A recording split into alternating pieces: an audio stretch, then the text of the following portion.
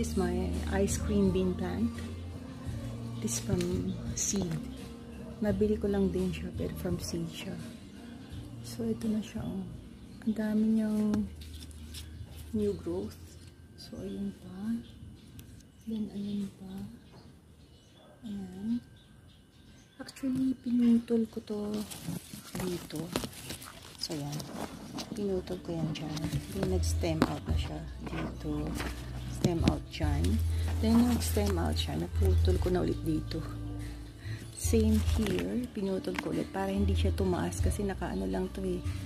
Naka-fabric bag. So, ito na yung ano niya. Oh. Ganyan na siya kalaki.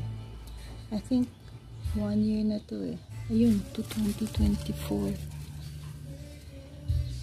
Kailan ba to? February 6, 2024. So, 1 year and 4 months. So, ayan na siya. So, that's it. Sana magbunga na siya. Excited ako sa bunga nito eh. Kung ano lasa niya. So, ayan. This is my ice cream bean plant. That's how it looks from afar.